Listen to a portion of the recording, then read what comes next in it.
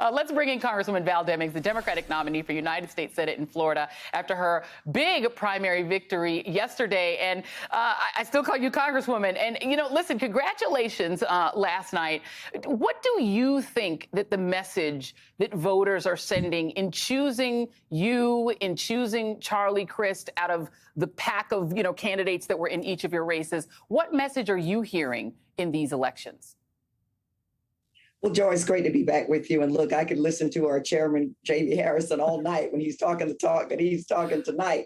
But look, you know, we won the primary, a four-way primary with 84+% of the vote. I think the voters in Florida sent a strong message that they want someone who is going to fight for them. We are fighting, as my friend and former colleague John Lewis said, for the very soul of our nation. When people think it's okay to just take away a woman's constitutional rights, who's next?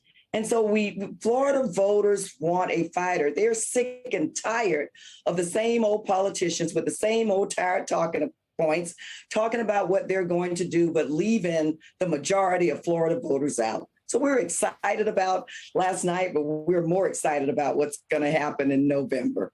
So we know that the abortion issue has changed the entire game plan. It's changed the entire game plan for Democrats. It's changed the game in our current politics. How is that issue, do you think, going to resonate in Florida? Because I know from personal experience how difficult it is to rouse Florida voters sometimes, even in places like Broward County, where I used to live. It's a struggle. How do you actually motivate voters of color, younger voters? Is that the issue that's going to get them to actually turn out and vote? You know, Joy, look, Florida's my home state. I was born and raised here, had opportunities to live other places, never wanted to. I wanted to stay and make Florida the state that I know it can be. I think Congressman-elect Ryan said it best. He said that choice and freedom were on the ballot. And guess what? Choice and freedom, in his words, won last night. As I traveled the state from the Panhandle down to the Keys in red and blue counties, I hear, of course, the voters talk about inflation. Of course, they talk about the price of gas and goods and services, but they always talk about constitutional rights and the what's next. And I think Justice Thomas clearly telegraphed, yeah, it's women's rights now. And people may think, well, that's not their issue, but what's next? Is it equality? Is it voting rights? Is it contraceptives? What's next? And people are scared and worried about that. And yes, it is a top issue. And look, with Charlie, Crist, and me, we are here to fight for the right to choose. We're not going back. This is a fight that we're well up for. Okay, I need to play a clip from the Monday night show. Your name came up, as did a very, very important and very wonderful celebrity. But I want to play it. This was Fernand Amandi, who we both know quite well. Here's Fernand and what he had to say about you guys. Val Demings is like Pam Grier, you know, going up against little Marco. You know, you're going to mess with that chick. She's got to come over and kick your you-know-what. And Rubio is scared. That's why you see the whiny little emails. Okay, so surprise to the viewers and also potentially to the wonderful Val Demings. Joining me now is the great Pam Grier, Foxy Brown herself in the house. I can't even, Jackie Brown, Foxy Brown. I mean, come on. Hey, Pam Grier. Oh, congratulations, Congresswoman Val Demings. Oh my I'm so gosh, excited for you. Thank you for amazing. having me on, Joy. To join, just throw me in the frame. Oh my Thank goodness. you.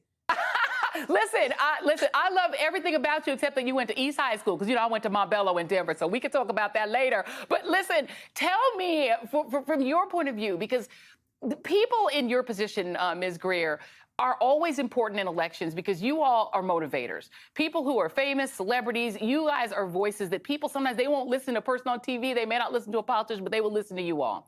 For you, what do you think are the most important issues that people should pay attention to in these elections coming up, particularly in this Florida election? Most people want employment. They want to feel uplifted. They want to feel like they count, they matter. And with the Democrats, we have been studying what's the electronic movement, such as the ICE, the conversion, gasoline engines to EV. I mean, you can convert your hoopty into an EV for $3,000 to $5,000 because most people cannot afford the trickle down to $60,000, $100,000 EVs, but 100 million people can. If you do that for them, now we've got an IPO that could be the Starbucks of conversion garages, which will create employment, create your own batteries, USA made, proud. And then we have the water making machines. We're losing our water. It's getting hot out there. And pretty soon they won't be able to grow our crops. So you have your water making machines for every home in America. They do it on the bases over in Iraq and Afghanistan. They have these containers that freeze the coils, blow warm air, creates condensation, water for the troops. Why don't we have water making machines in our homes so we don't tax the water that they grow our food with? And the solar movement. So the solar movement, the EV, the conversion garages, we're now creating employment. Pride, priority, USA made. That's what people want to feel like they're a part of the solution, not a part of the problems. Well, I want to go to you, Congresswoman, because here's the thing, is that, you know, for younger people, between student loan debt and climate, which I think, you know, what Pam Grier is talking about, those are really important issues to young voters. What can be offered? I mean, Florida is the sunshine state. You would think that Florida would be top of, you know, would be sort of out ahead in terms of green energy. Those are really the priorities. And look, Joy, as you well know, we just passed the Inflation Reduction Act, lowering the cost of prescription drugs, lowering the cost of health care. But it is the most aggressive, historic piece of legislation to deal with climate change. We know our young voters care about that, just like as Ms. Grier indicated. They care about entrepreneurship. But think about the millions of jobs will be created just through our efforts to protect our environment. But look, my opponent, Marco Rubio, voted against the Inflation Reduction Bill. Couldn't give a win to Democrats or this administration. But let me say this. Marco Rubio sent out an email saying his campaign was a disaster. I don't agree with him on much, but I agree with him on that.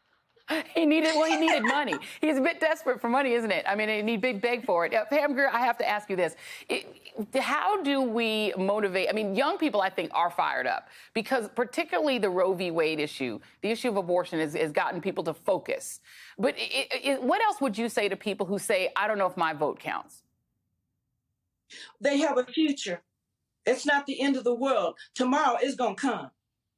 It always has come. And there's one thing that we can count on is nothing lasts forever, but we all move on. Our life moves on. And those people think of the future. Look at all that they've created. We have cell phones. We never thought we'd have cell phones. We have cars that drive themselves. We never thought of that. We have innovation. These kids, they've been playing Zoom and Google, you know, playing games and stuff. They're very creative. They've learned from us, and they have to feel that they have a future. That's a dystopia. When you don't have hope, you're going to have depression. You're going to have an entire community of tribal, you know, dysphoria, just discourse. So we really need to sit with them and say, we can do this. Come to the table. We have to. If we don't, you know, we drink water. We don't drink oil. We flush with water. We don't flush with oil. We have to stay grounded where we've come from and where we're going, or we can't move forward. Well, Pam Grier, thank you for being here and surprising the wonderful Val Demings. We appreciate you both, Congresswoman Val Demings. Congratulations. Best of luck in your race. Thank you both for being here.